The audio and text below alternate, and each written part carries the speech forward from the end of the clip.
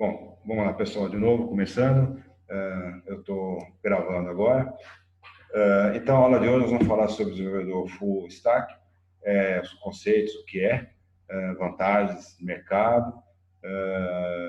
Depois nós vamos conversar um pouquinho das principais ferramentas de mercado para a gente desenvolver o front-end. E vamos falar dos conceitos básicos, né? De como construir uma aplicação no front-end. Eu vou usar a biblioteca Actions e vou fazer direto em JavaScript, ok? Então, vamos lá, dando sequência. Esse nome essa tecnologia é muito usado atualmente, né? No meio de desenvolvimento. O full stack, o que é? O full vem do inglês, né? Pilha, stack de pilhamento, né? Então, é uma analogia de como a gente, de arquitetura de sistema, né? E quando a gente desenvolve a solução em várias camadas, né? E cada camada é processado em um local. Então, o full stack é aquele desenvolvedor que consegue fazer a solução de ponta a ponta, desde o front-end, né, que é a parte onde a interação com o usuário, até a parte de serviço, de lógica, de regra de negócio. Então, esse é o conceito. É uma coisa boa? Eu vou dizer o seguinte, a pessoa que sabe tudo, ela não é especialista em nada, né? Então, assim, a gente tem que tomar um certo cuidado, né, na carreira, e dependendo do projeto que você tiver, um full stack seria interessante. Se o projeto é pequeno, se as coisas são mais simples. Num projeto maior, eu digo que são pensamentos, ideias completamente diferentes, as preocupações, esse tipo de coisa. Então, pela minha prática, pelo que eu vejo, grandes desenvolvimentos, realmente, normalmente não é um desenvolvedor full stack, né? Ou seja, é um desenvolvedor, ele é especializado em algumas disciplinas. Eu vou comentar agora com esse desenho aqui, só para vocês entenderem um pouquinho melhor, tá?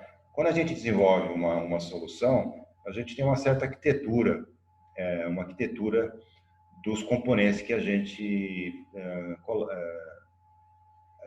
integra na aplicação. Então, quando a gente fala alguma coisa de use interface e alguma lógica que você tem nessa user interface, ou seja, você tem uma navegação, um fluxo, essa é a parte do front-end. Essa parte do front-end, normalmente a gente faz em HTML, né? Ou seja, a tecnologia HTML junto com JavaScript e CSS. Mas tem outras formas, né? Óbvio, né? Quando a gente está falando de um front-end Android ou iOS, a gente vai usar a linguagem, os componentes nativos dessas plataformas. Então, essa é a parte do front-end. A parte do back-end, eu dividi em três componentes simples, né, que é o recurso, que é a nossa API.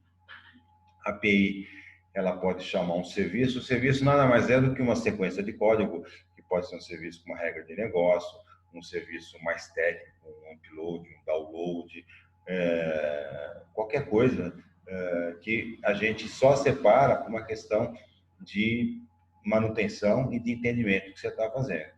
E tem aquela camadinha lá de persistência, né?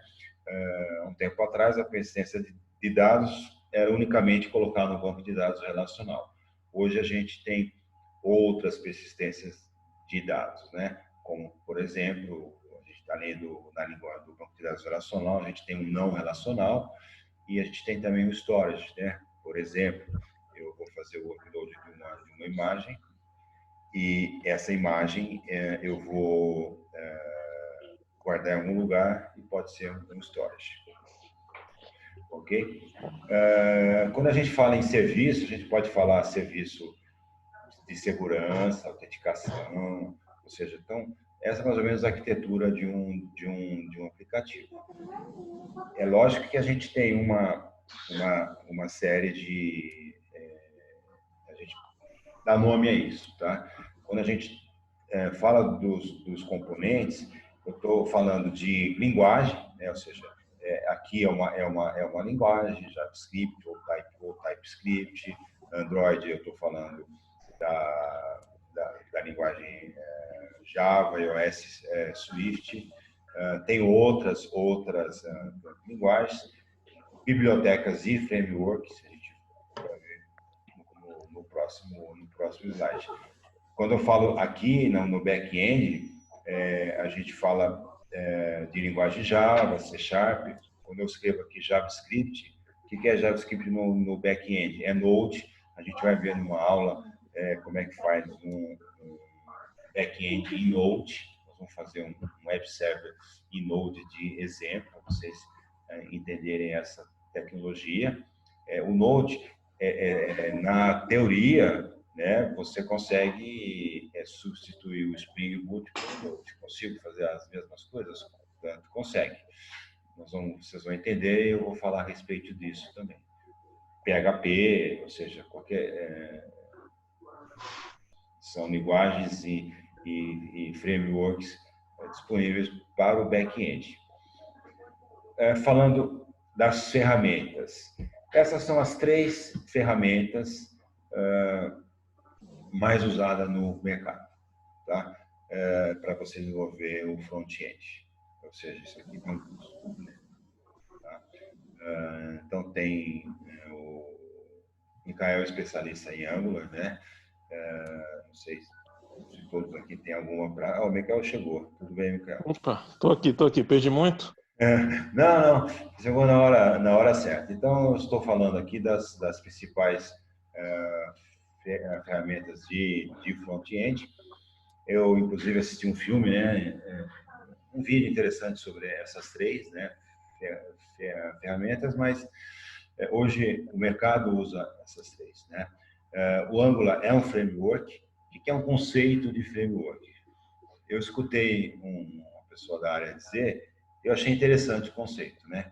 Então, assim, se você entrar aqui, vamos até entrar no Angular, ele fala que ele é um framework, tá certo? Se você entrar aqui, deixa eu voltar aqui. Se você entrar aqui no React, ele fala a JavaScript Library. Então, é uma biblioteca, biblioteca em inglês, tá? Para construção de interfaces com o usuário, ou seja, telas, né? E se você entrar no Vue, ele vai dizer a mesma coisa, The Progressive JavaScript Framework. Mas eu garanto para vocês que o único que está certo aqui é o Angular. Porque ele realmente segue um conceito de framework. O que é um framework? Framework é uma ferramenta onde ele dispõe de tudo aquilo que você precisa para desenvolver aquilo que eles propõem a fazer.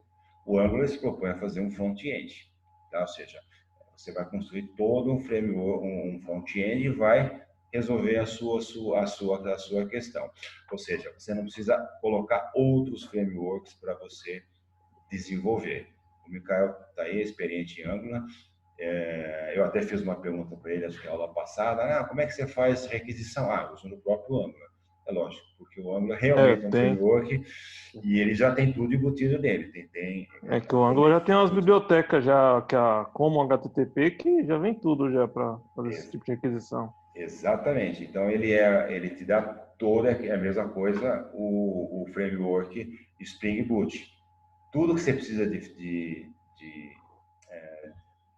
biblioteca já está nele. Então, você não precisa colocar outros frameworks. React já está, claro, né? Ele fala que não sou um framework, eu sou uma biblioteca que eu construo a interface com o usuário. E o Vue, ele é quase um framework. Por que ele é quase um framework? Porque quando você coloca ele, você precisa instalar outros frameworks que fazem as bibliotecas, vamos dizer assim, necessárias, todas as funcionalidades que você vai precisar para desenvolver o aplicativo, né? Então, assim, em primeiro lugar, o que é mais um framework realmente é o Angular, depois o Vue e o próprio React, ele mesmo não, disse que já não é. Pessoal, tem vários, tem outros, tá? É impossível a gente conhecer todos, né? Cada dia surgiu um. Surgiu. E um dos últimos que surgiram, que tem um bom mercado, é o Vue. A minha experiência maior é com Vue. Achei muito interessante, achei que tem umas coisas muito... Um novo que também o pessoal está falando bastante é aquele Svelte, né, professor? Svelte.js. Tá. Não sei. Não, eu sei que tem o Flutter, né? Que tem também. Não, tem o Flutter, que é para web e mobile. E tem esse Svelte também, que é mais para web também. Então, assim, é que nem o Miguel falou, tem vários, né? O Angular quem dá suporte para ele, tem bastante coisa do Google, né? Que acho que é o principal contribuidor, né? Para o framework. Aqui no React, o principal é o Facebook, né? O Facebook faz as coisas mais na unha mesmo, né? Usa PHP totalmente fora da curva, né? Ninguém pode falar que não funciona, né? Porque tem cheio de gente que usa o aplicativo e ele funciona, né? E o Vue, ele é independente, né? Ou seja, realmente é código aberto, mas não tem nenhum grandão por trás colocando, definindo, né? Ou seja, teoricamente ele é neutro, né? Então é ele que é uma boa opção. Eu gosto, eu mantenho uma aplicação e eu também usei num outro projeto também, principalmente a parte da gente fazer requisição e mudar o estado das telas, muito interessante. Então, o que nós vamos fazer hoje, pessoal? Né? Nós vamos fazer aquele nosso CRUD. Tá? Nós vamos usar a biblioteca do Actions para fazer as requisições. Tá? E nós vamos fazer HTML com JavaScript. Eu fiz duas partezinhas lá só para a gente começar e junto, eu gostaria de fazer realmente junto com vocês, para vocês entenderem como é que funciona, como é que faz. Tem que ter um conhecimento de HTML, um pouquinho de JavaScript. Vou usar JavaScript puro no que a gente fizer aqui, porque não tem muito que inventar nisso também. E aqui é o nosso... Eu fiz uma colinha aqui para a gente saber o que nós vamos fazer. Ó, eu quero fazer uma aplicação CRUD, fazer um get de alunos. Eu sei que pode vir 200, né? É o que eu espero. Eu quero fazer um get de um RA específico, vai ter que vir 200 ou 204, né? 204 que não existe.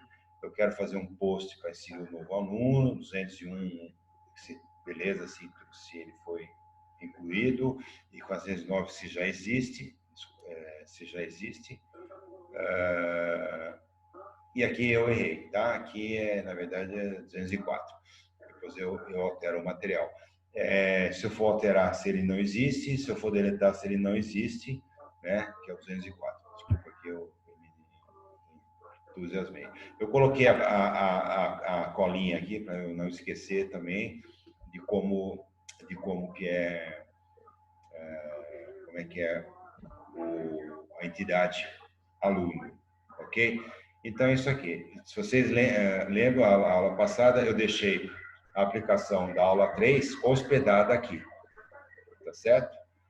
E aqui a gente dá uma olhadinha. Quando eu não digito nada, ele me devolve a hora e o data e hora. E, na verdade, se vocês olharem se vocês forem lá no GitHub, é a mesma coisa que faz o Help. Né? Então, quer ver? Vamos lá, só para a gente ver. Há uma briga aqui com todo mundo, né? Tô vendo, tá? Vamos ver aqui o meu Git.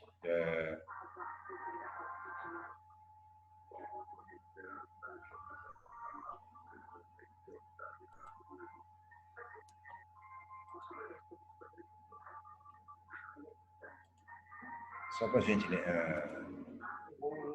lembrar dos meus recursos aqui é mais rápido, né?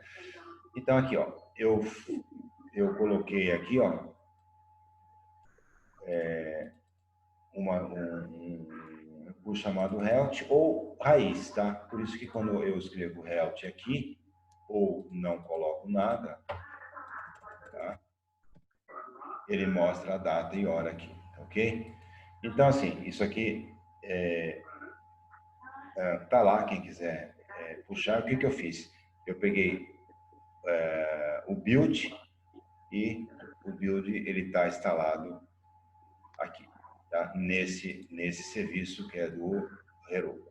Tá? Vocês podem abrir uma conta lá e é muito simples, né?